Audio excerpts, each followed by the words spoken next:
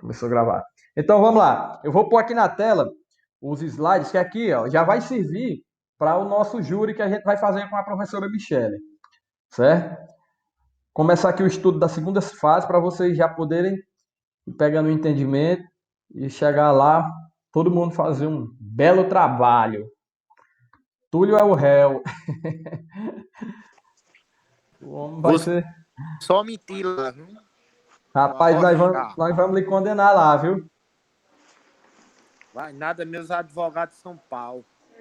Tá Pesquisando aparecendo. aqui no celular, como é que faz para colocar a foto no perfil do TA-Link?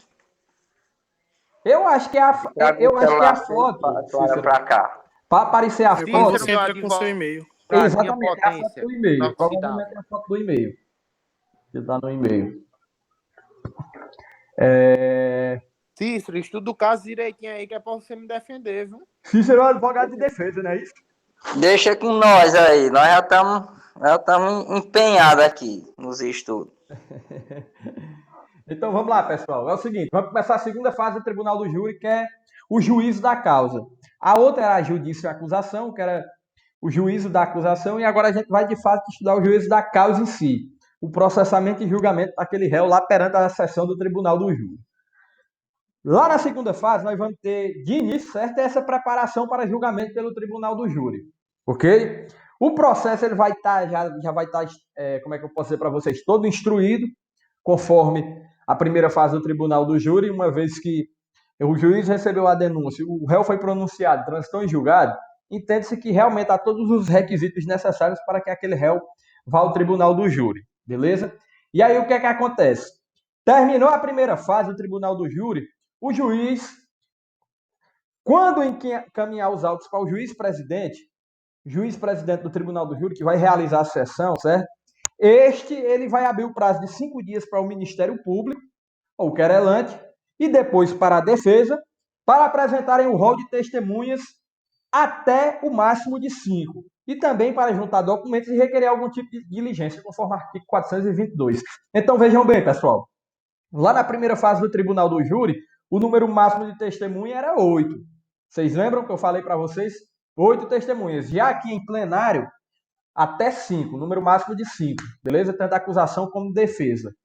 E também, esse prazo vai ser aberto para juntar algum tipo de documento ou requerer alguma diligência, porque não deixa de ser prova para que seja utilizada lá no Tribunal do Júri, certo? Então, é essencial que dentro desse prazo a gente consiga estabelecer o número de testemunhas que, na verdade, as testemunhas que serão de fato eficientes para a gente ouvir lá no Tribunal do Júri, se tem algum documento ou alguma diligência a ser feita, beleza? Diligência pode ser encontrar o endereço de alguma testemunha, requisitar algum documento, alguma coisa nesse sentido, certo?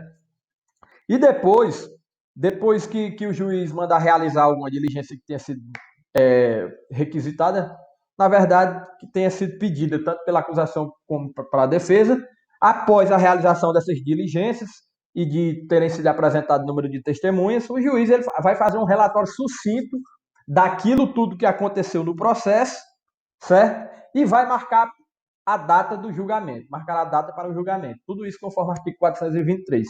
Então, veja bem, esse relatório sucinto é interessante porque mais na frente a gente vai estudar um artigo que diz que o juiz ele tem que fazer um relatóriozinho do processo, um resumo do processo, para que cada jurado tenha em mãos para saber realmente do que se trata, certo? Antes de começar o júri, seria interessante que o jurado, o juiz leigo, ele pudesse ler aquele resumo do processo, já para ter uma ideia do que está acontecendo, porque às vezes uma comarca de vários habitantes, tipo, a comarca de Fortaleza, por exemplo, o cara vai lá para o tribunal do júri, meu amigo, chega lá, não sabe nem o que é o caso, não sabe nem do que se trata, vai ter que se atentar tão somente aos debates de acusação e defesa. Então, esse relatório sucinto é importante para que os juízes leigos eles possam analisar o processo e ter de fato conhecimento daquilo que eles vão julgar. Beleza? Aí está aqui o artigo 422 e o artigo 423, foi tudo que eu acabei de falar, certo? E aqui, pessoal, tem a partir do artigo 425 a gente vai ter um rol de artigos que vão tratar da parte estrutural do Tribunal do Júri, tipo o número de jurados que vai ser escolhido, para compor a seção do tribunal do júri, vai depender do número de habitantes de cada cidade, quem é que pode ser jurado, entendeu? É um rol que, assim, para a gente aprender, na verdade, é praticamente impossível. Ou a gente consulta, ou então vai ter que decorar para uma eventual prova específica sobre o Tribunal do Júri ou alguma coisa nesse sentido. Porque para a gente aprender é muito complicado, é informação demais. Mas vamos aqui ler o artigo 425, em relação às escolhas lá do jurado. Anualmente serão alistados pelo presidente do Tribunal do Júri de 800 a 1.500 jurados nas comarcas de mais de 100 mil habitantes. Ou seja, entre 800 e 1.500 pessoas serão alistadas para depois haver o sorteio lá do Tribunal do Júri e escolher apenas 25 para compor as sessões do Tribunal do Júri durante o ano. Certo? Isso nas comarcas de mais de 1 milhão de habitantes.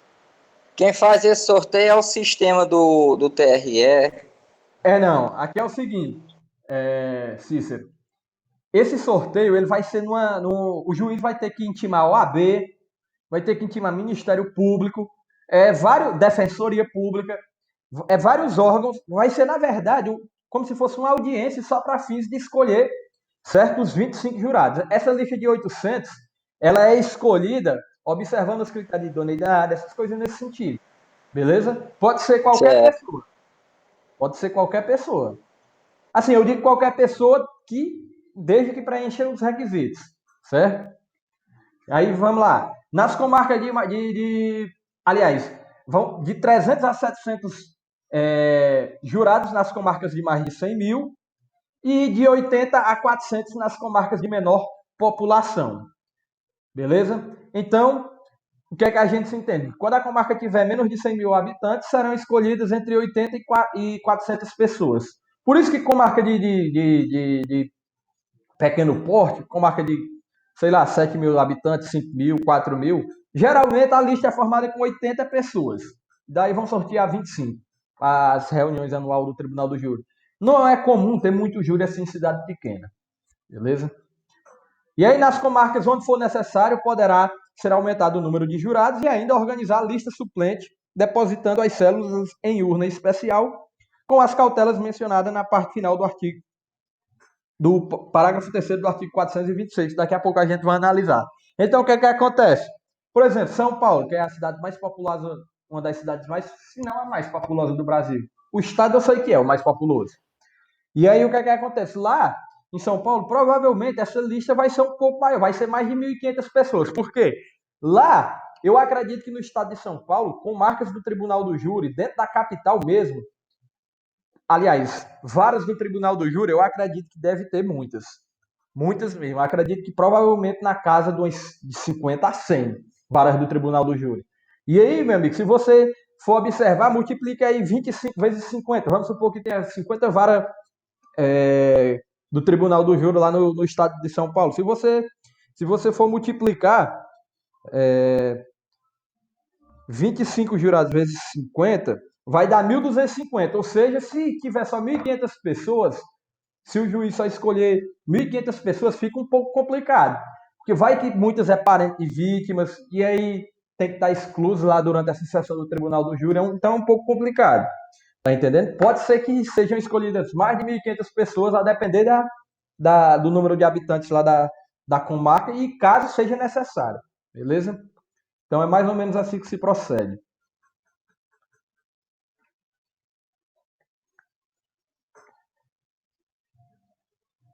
O juiz,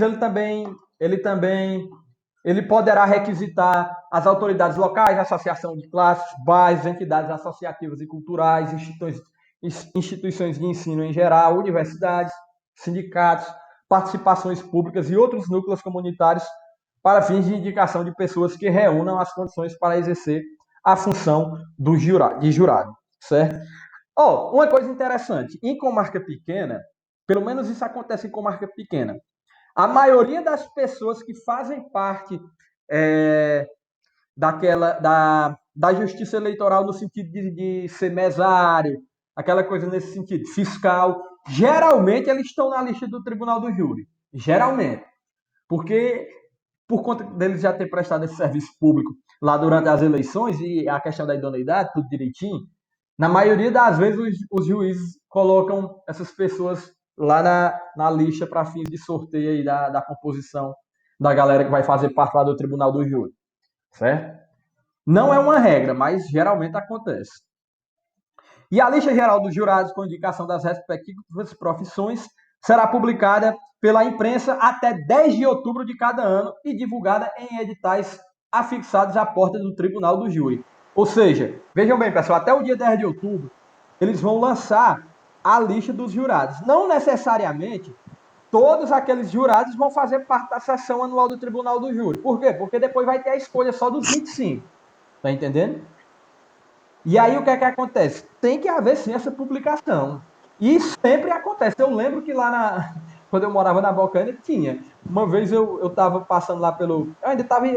Eu fui assistir, na verdade, audiências. Inclusive, era uma audiência de instrução ainda da primeira fase do júri.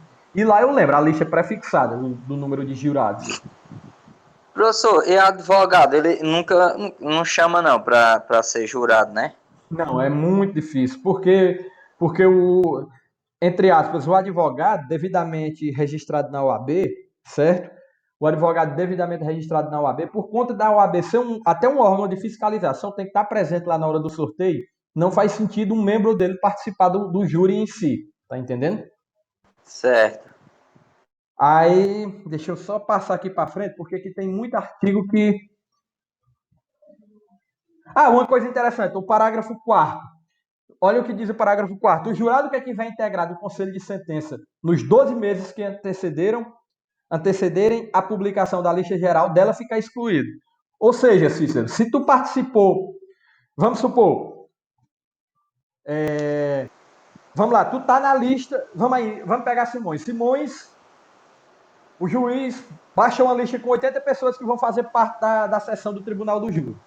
Aliás, Certo. que são escolhidas como jurado e dentre dessas 80 serão sorteadas 25.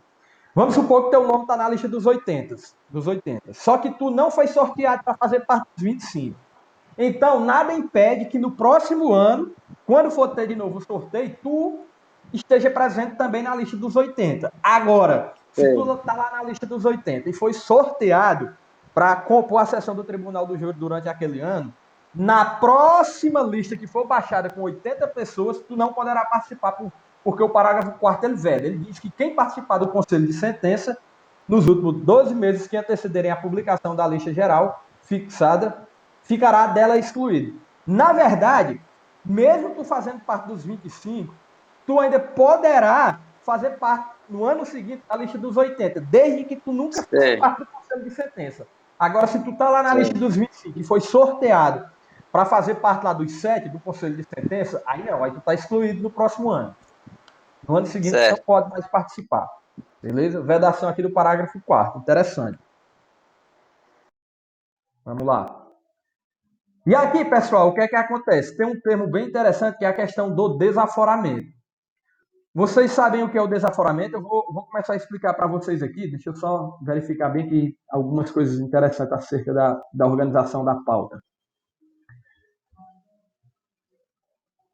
Antes da gente falar sobre o desaforamento, calma. Vamos entender aqui a questão da função do jurado, certo? Vejam bem, o serviço do júri é obrigatório e o alistamento compreenderá os cidadãos maiores de 18 anos de notória idoneidade, certo? Nenhum cidadão poderá ser excluído dos trabalhos do júri ou deixar de ser alistado em razão de cor, etnia, raça, sexo, profissão, classe social, econômica, origem ou grau de instrução. Eu lembro que eu dou aula para... Na verdade, dava aula para uma aluna no semestre passado, do oitavo, lá de Marcolândia. Agora eu esqueci o nome dela. Acho que é até a filha de Chico Pitu. Ela fez parte da lista integral dos 25, da sessão anual do Tribunal do Júri. Eu não lembro se ela foi sorteada para fazer parte do Conselho de Sentença. E ela só tinha 18 anos. Então, veja bem, pode acontecer. Assim, o juiz analisou, provavelmente tinha conhecimento que ela era estudante de direito, a questão da idoneidade, já tinha uma certa habilidade dentro da área jurídica, e aí ela estava fazendo parte lá da lista. E aqui, pessoal, o parágrafo 2º do artigo 436 é interessante. Vejam bem, a recusa injustificada ao serviço do júri acarretará multa no valor de 1 a 10 salários mínimos a critério do juiz, de acordo com a condição econômica do jurado. O que é que acontece? Antes da reforma, salvo me engano, de 2008, a recusa injustificada gerava um crime de desobediência. Porém, houve a mudança e agora a pessoa que não participar do serviço do júri, certo? E não justificar, poderá acarretar nessa multa que pode variar entre 1 a 10 salários mínimos, a critério do juiz e de acordo com a condição econômica do jurado. Então tem que observar isso. E aqui, pessoal, no artigo 438, nós temos a galera que vai estar... Aliás, no artigo 437, nós temos a galera que vai estar isenta do tribunal do júri. Agora, meu amigo, pense num rol grande. Eu vou até ler aqui para vocês. Deixa eu ver se eu coloquei aqui no slide. Não, eu não cheguei a colocar aqui no slide, mas eu vou abrir aqui, eu vou ler aqui pelo celular, só para vocês terem uma ideia do número de pessoas que estão isentas do tribunal do júri. Por isso que eu falei que essa parte inicial acerca da estrutura do júri, no sentido de saber como é a questão do jurado, quem pode participar, quem não pode, é um pouco, entre aspas, decoreba. Eu vou até mostrar aqui para vocês, calma aí, deixa eu abrir aqui o código, porque é muita gente, cara, muita gente mesmo. É praticamente impossível você aprender, ler e aprender. Olha o que diz aqui o artigo 437. 437. Estão isentos do serviço do júri. Veja bem, é o tamanho da lista. O presidente da República e os ministros de estados, os governadores e os respectivos secretários, os membros do Congresso Nacional, das Assembleias Legislativas, da Câmara Distrital e Municipal, os prefeitos, os magistrados e membros do Ministério Público, os servidores do Poder Judiciário, do Ministério Público e da Defensoria Pública, as autoridades e os servidores da Polícia e da Segurança Pública, os militares em serviço ativo, os cidadãos maiores de 70 anos que requeiram a sua dispensa, aqueles que demonstram justo impedimento. Deixa eu ver se tem mais aqui.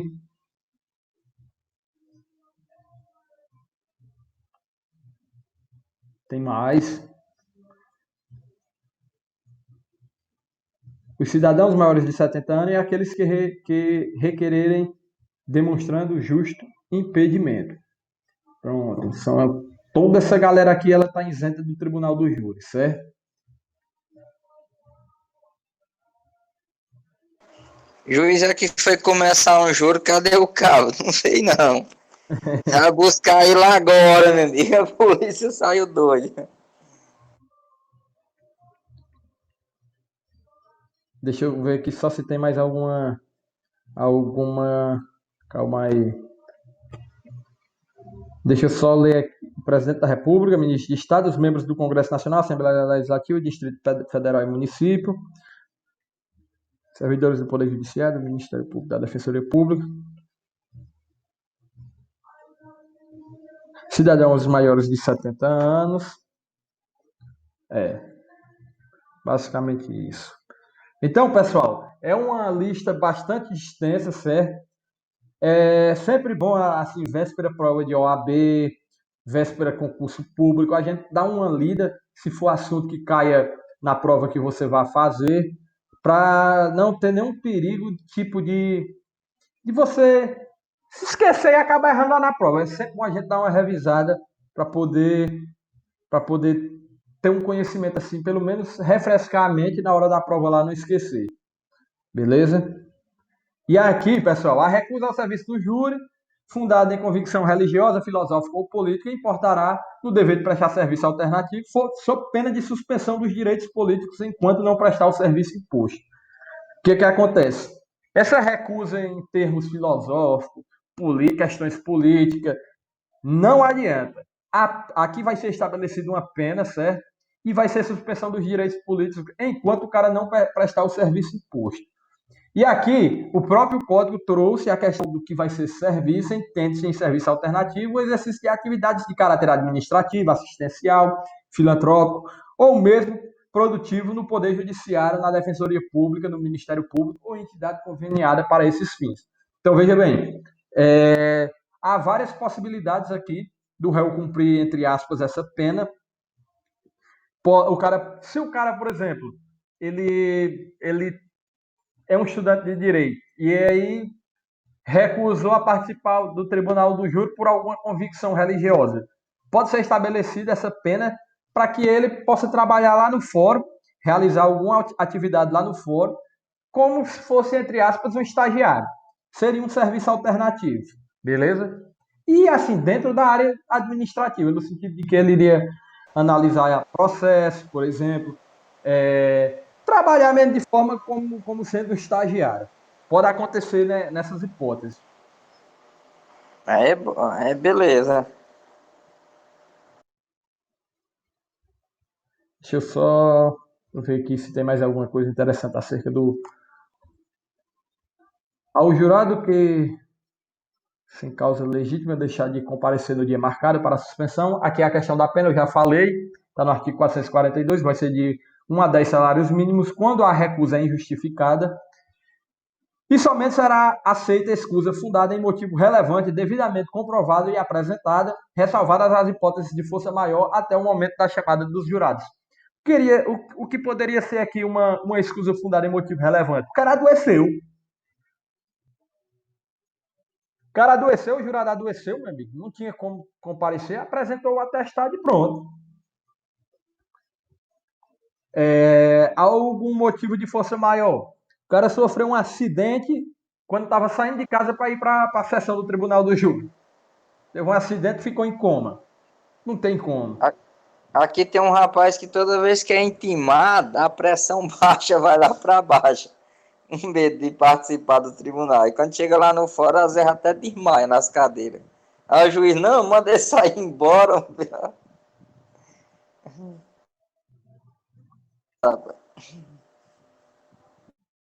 Ei, Cícero, só Sim. outra coisa que eu andei pesquisando, eu acabei de olhar aqui, estava pesquisando.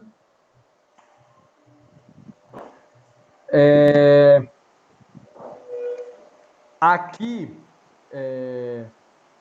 a proibição quanto a advogado na lista do Tribunal do Júri, certo? Pode participar, Sim. certo?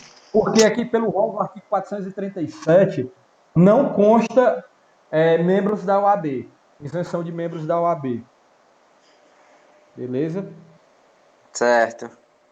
Por conta de que lá no CPP não tem a vedação. Geralmente os tribunal, as comarcas só não faz escolher, né, professor? Exatamente, só não faz escolher, mas não tem vedação. Certo. Beleza? Não tem vedação. Beleza.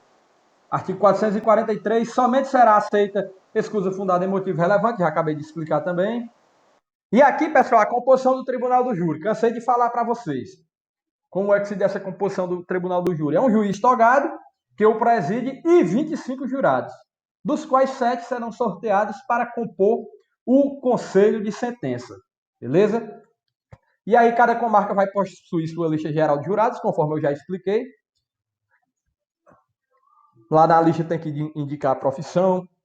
Essa lista tem que ser publicada até o dia 10 de outubro de cada ano. E serão sorteados da lista geral os 25 jurados para cada sessão periódica, conforme eu também já havia falado. Beleza? E aqui, ó, o Tribunal do Júri reúne-se-á para sessões de instrução e julgamento nos períodos e na forma estabelecida pela Lei Local de Organização Judiciária. Então, se vocês observarem, o Tribunal do Júri, geralmente ele só funciona em determinado período do ano. Por quê? Porque existe uma lei de organização judiciária que vai dizer qual é o período que o Tribunal do Júri vai, entre aspas, funcionar durante o ano. Beleza? Se eu não me engano, lá no Crato, é de maio a agosto, lá no Crato. Aí varia muito de cidade para cidade, certo?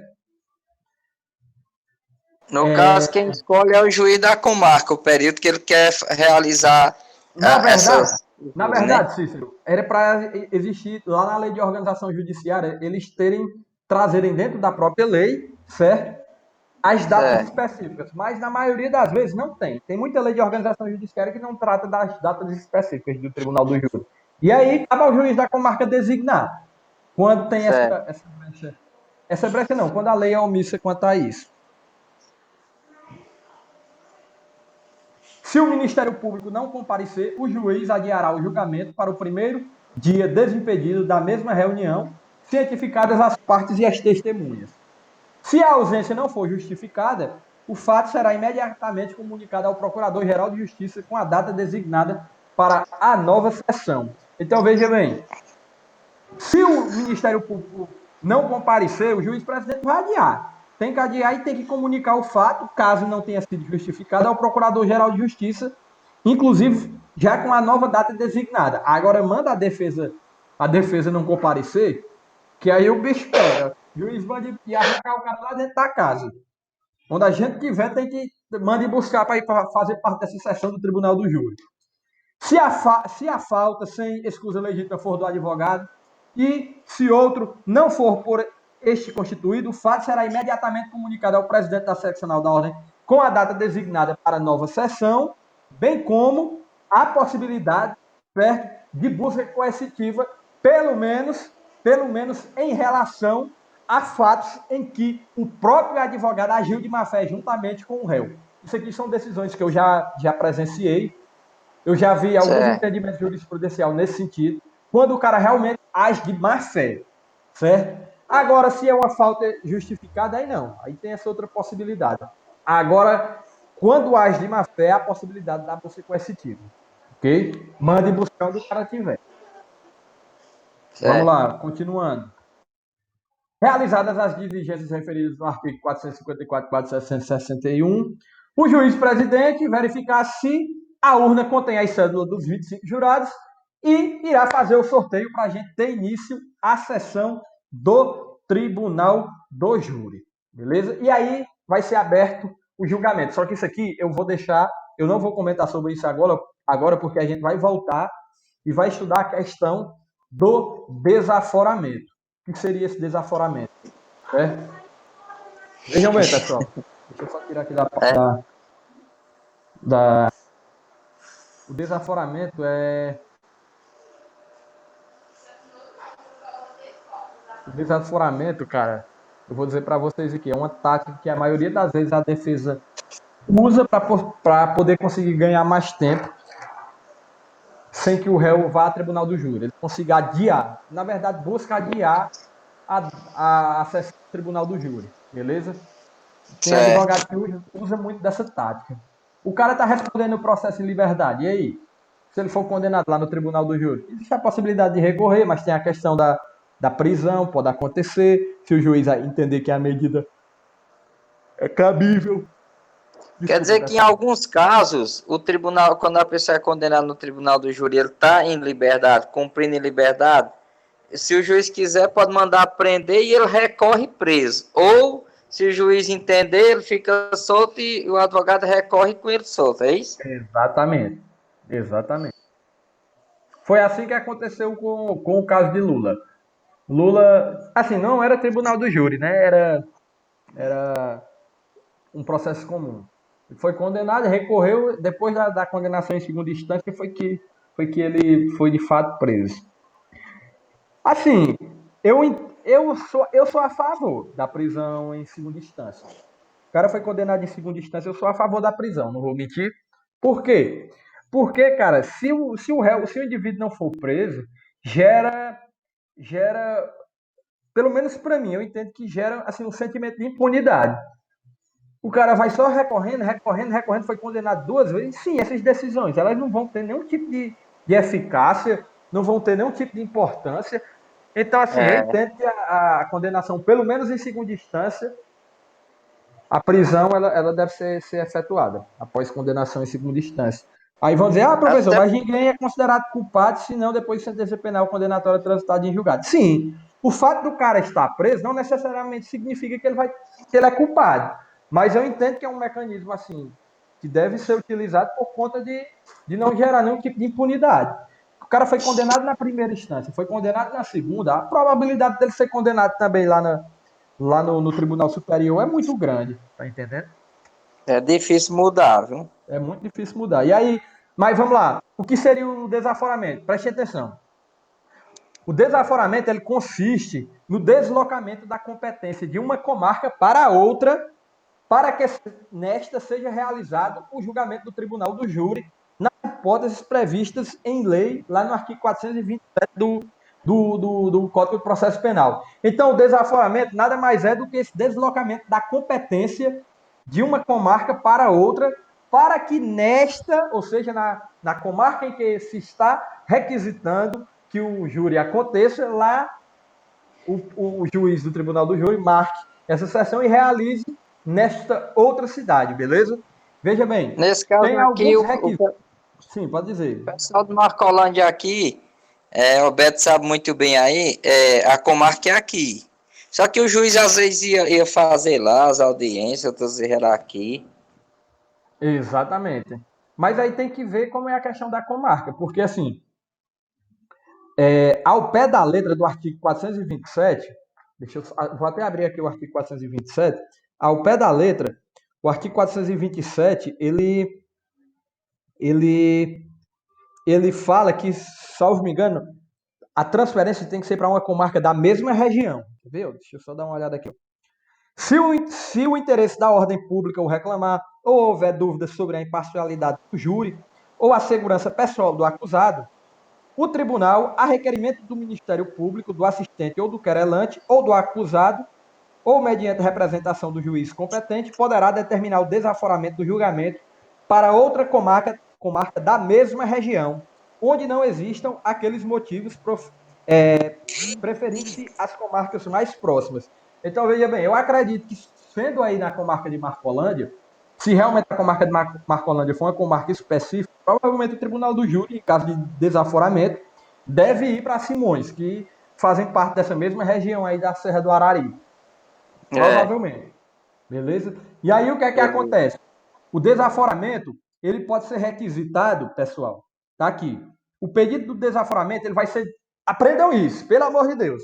O pedido de desaforamento, ele vai ser dirigido ao Tribunal de Justiça e vai ser requisitado por qualquer das partes ou mediante representação do juiz. Então, veja bem, qualquer das partes, tanto defesa como acusação, pode requisitar o desaforamento para outra região do Tribunal do Júri, bem como o juiz, mediante representação, poderá também requerer, certo, que o júri aconteça em outra comarca, mas que seja da mesma região. Professor, e quando é que vai acontecer isso? Quando é que eu posso fazer esse requerimento? Desde que esteja presentes alguma das situações que se encontram lá no artigo 427 do CPP. Quais são elas? Deixa eu só voltar aqui para a tela. Deixa eu botar aqui novamente.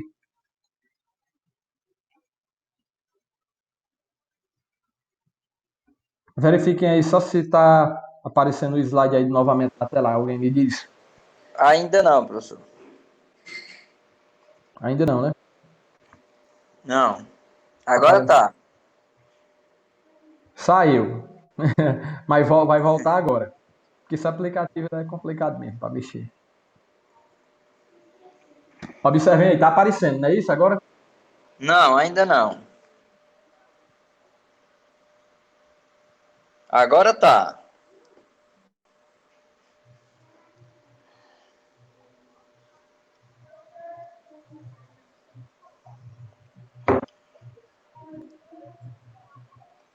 Vamos lá. Aqui é o seguinte, ó. Vamos ler aqui o artigo 427 para a gente entender as hipóteses. As hipóteses. Se o interesse da ordem pública o reclamar, ou houver dúvida sobre a imparcialidade do júri, Pronto, Clarinho, para lavar logo. ou segurança pessoal do acusado, o tribunal, a requerimento do Ministério Público, do assistente, do querelante ou do acusado, ou mediante representação do juiz competente, poderá determinar o desaforamento do julgamento para outra comarca da mesma região, onde não existam aqueles motivos, preferindo-se as mais próximas. Então, veja bem, pessoal, questões de ordem pública, imparcialidade do júri e a própria segurança do pessoal são motivos que autorizam o desaforamento desse júri para outra comarca da mesma região e, de preferência, a comarca mais próxima. Lembrando que o pedido de desaforamento, conforme parágrafo 1º, será distribuído imediatamente e terá preferência de julgamento na comarca ou turma competente. Sendo relevantes os motivos alegados, o relator poderá determinar fundamentadamente a suspensão do julgamento pelo júri. O que é que E acontece? aí, professor, Sim, pode falar. essa questão, é, deixa eu ver aqui, a requerimento, assistente. Aí são as pessoas que A segurança pessoal do acusado. Um que exemplo é o que acontece demais. Sim, pode dizer. poderia caracterizar por exemplo, um caso bem. Tem um caso, né, bem De que grande assim, repercussão. de grande repercussão, e aí a família da Pode. vítima tá lá, aquela pressão toda. Poderia Isso. ser um exemplo disso aí? Pode ser um exemplo. Pode ser um exemplo. Inclusive, acontece demais isso aí. A maioria das vezes, crime de grande repercussão social, a galera, os advogados de defesa pedem o desaforamento. Lembrando que o pedido é feito ao tribunal. Beleza? E aí, se acatado o desaforamento, vai ser designado um novo júri em outra comarca.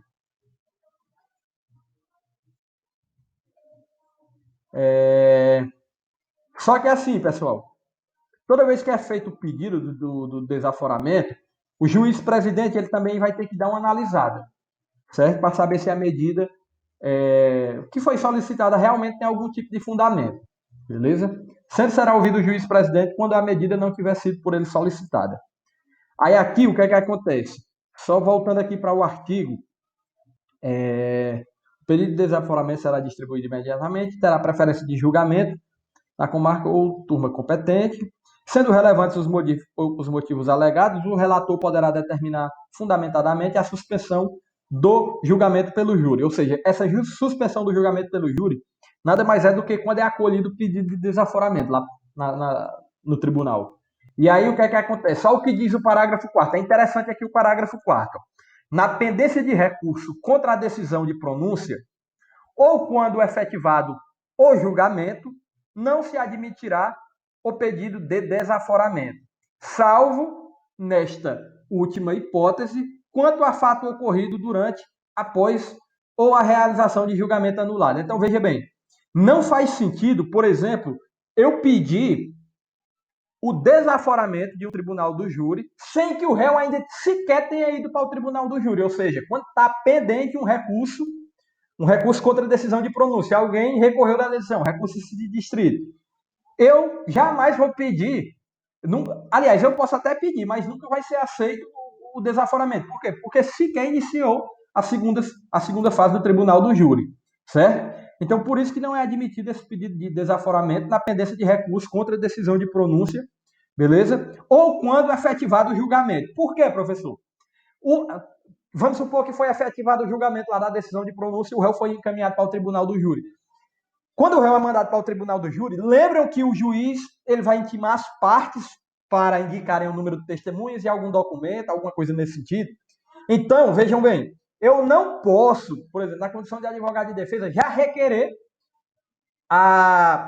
o desaforamento sem antes sequer eu tenha requisitado, aliás, tenha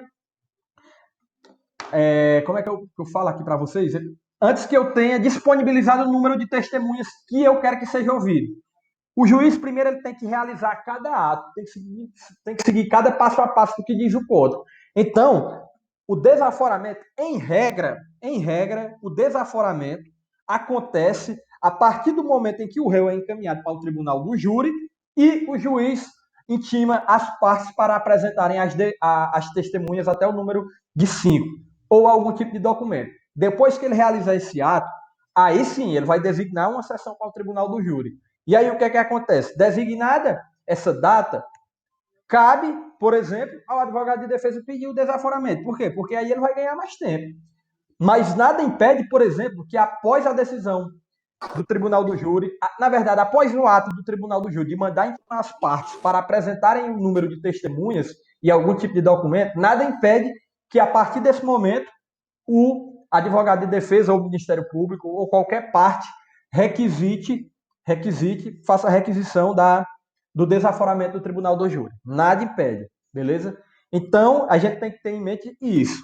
Quando existir recurso pendente de pronúncia, não faz sentido requerer o desaforamento porque o réu ainda nem está.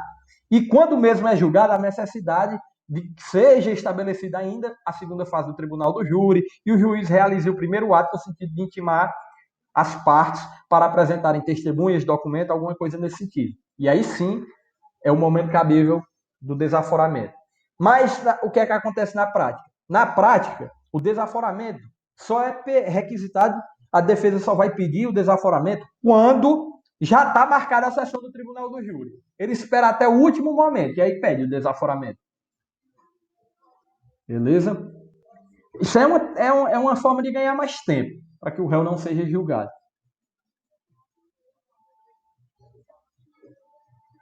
E aqui o que é que acontece? Exceto na última hipótese, ou seja, após o julgamento da decisão de pronúncia, quando o fato ocorrido é durante ou após a realização de julgamento anulado. Então, o que é que acontece? Imagine só a seguinte situação. O cara foi pronunciado, certo? Foi ao tribunal do júri e foi condenado, beleza? Foi condenado lá na comarca. Foi condenado, no entanto, o júri foi nulo. Quando o júri é nulo, se, por exemplo, existir algum fato em que, vamos pegar aqui a questão da segurança do réu, em que o réu está sofrendo ameaça de morte, alguma coisa nesse sentido, e ele vai ao júri novamente. O que é que acontece?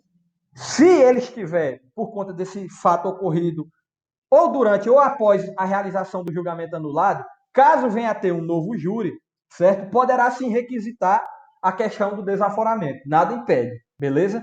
Inclusive, pessoal, isso é importante, porque uma vez que o cara foi julgado lá na sociedade, foi absolvido, ou até mesmo condenado, e aí teve a questão da anulação do júri, e aí o cara começou a sofrer ameaças de morte, alguma coisa nesse sentido, meu amigo, nada impede. Tem que pedir o desaforamento. E na maioria das vezes consegue, principalmente em júri quando é anulado. Júri anulado, meu amigo, geralmente, em regra, os caras conseguem o desaforamento. Beleza?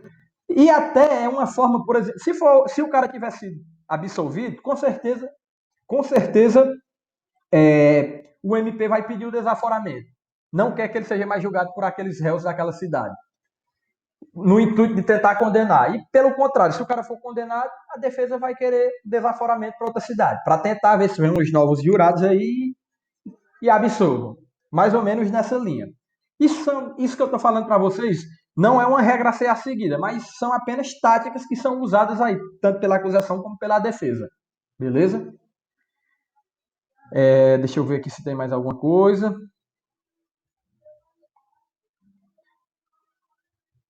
Aqui, de acordo com o disposto do parágrafo 4º do artigo 427, é de se concluir que só é possível o desaforamento após o trânsito em julgado da sentença de pronúncia. Pronto. Basicamente isso. Está aqui. O desaforamento também poderá ser determinado em razão do comprovado excesso de serviços, ouvidos o juiz presidente e a parte contrária, se o julgamento não puder ser realizado no prazo máximo de 6 meses contado do trânsito em julgado da sentença de pronúncia. Então, o que acontece? Transitou em julgado a sentença de pronúncia, certo? O juiz, se ele tiver com uma carga excessiva muito grande de trabalho e ele não poder realizar esse julgamento do tribunal do júri nos 6 meses subsequentes após o trânsito em julgado da sentença de pronúncia, tiver com muito processo, já tiver outros júris marcados, por exemplo, alguma coisa nesse sentido, então ele pode requisitar o desaforamento para outra cidade. O desaforamento também poderá ser determinado em razão do comprovado excesso de serviços, ouvidos o juiz presidente e a parte contrária, se o julgamento não puder ser realizado no prazo máximo de 6 meses contado do trânsito em julgado da decisão de pronúncia. Para a contagem do prazo referido neste artigo, não se computará o tempo de adiamento, diligências ou incidentes de interesse da defesa.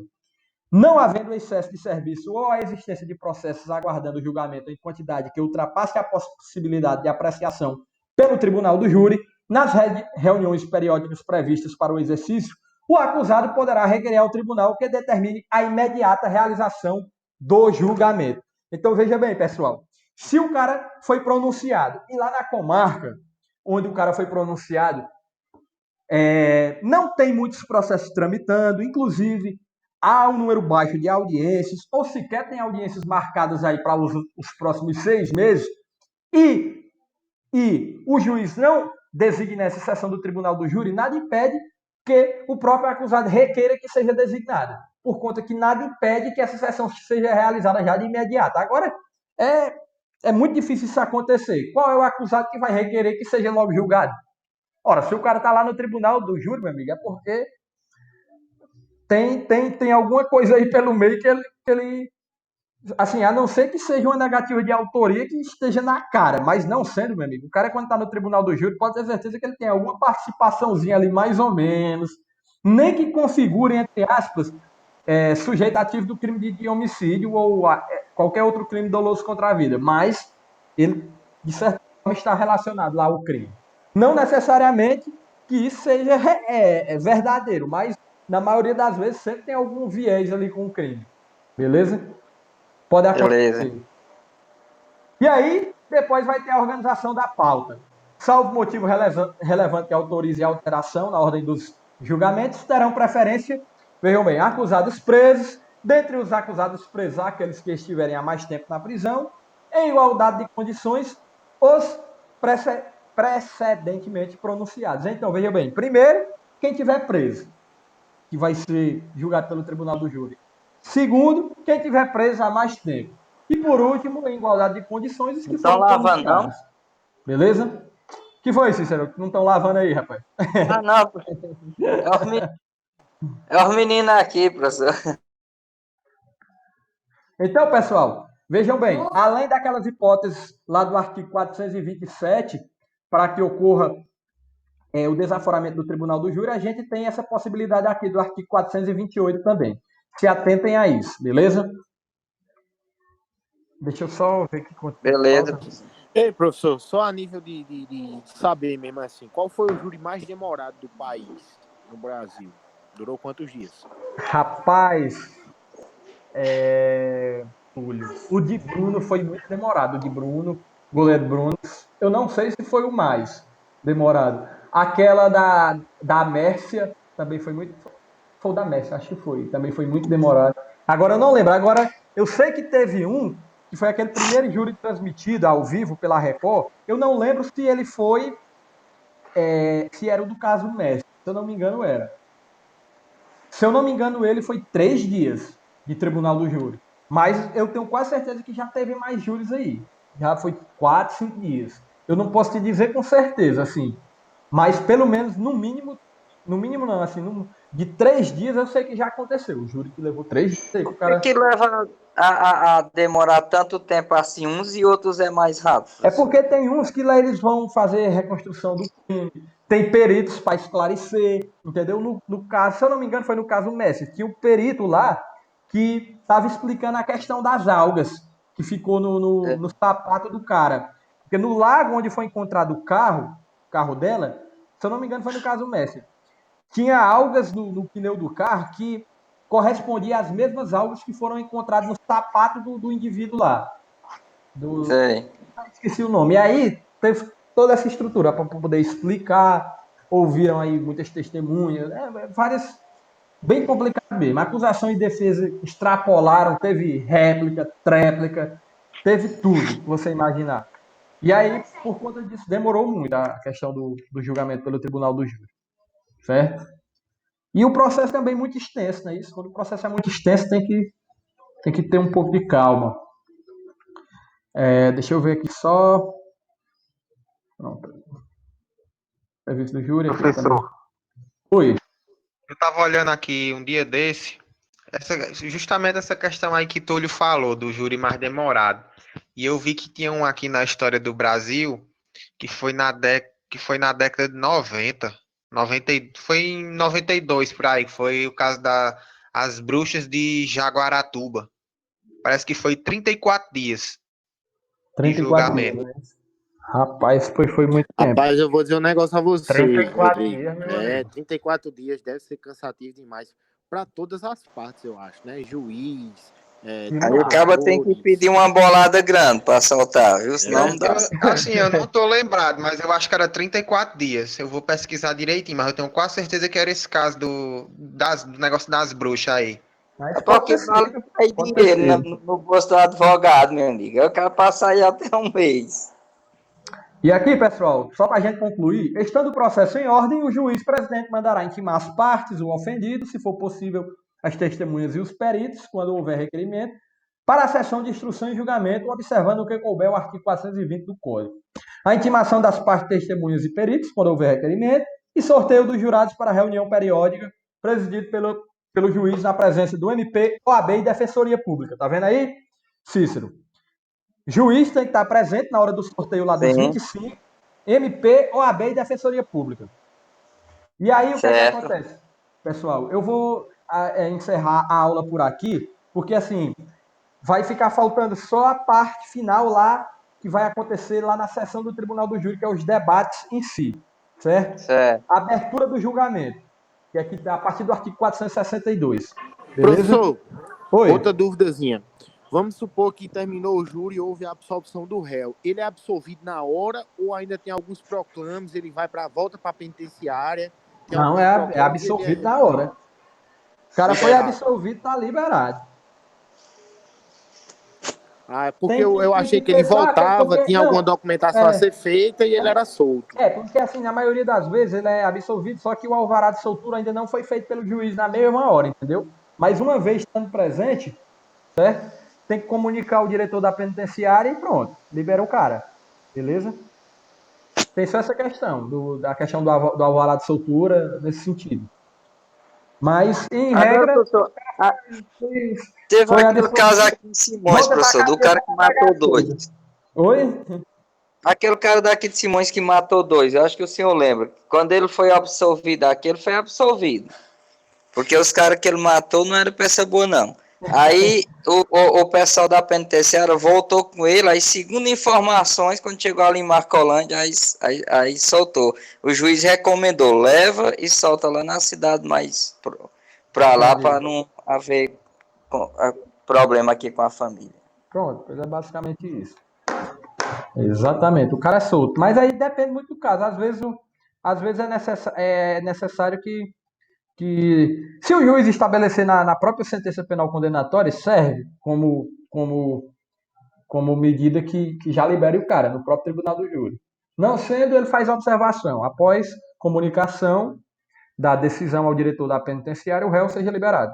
Forma alvará de soltura na própria sentença, que vai servir como sentença e também tem força de alvará de soltura. Ele pode determinar isso na própria sentença. Certo? Então, pessoal, aí vai ficar faltando essa parte. Eu vou gravar a aula acerca do julgamento lá em plenário, certo? E aí vocês vão assistir essa aula aí para a gente concluir o conteúdo do Tribunal do Júri.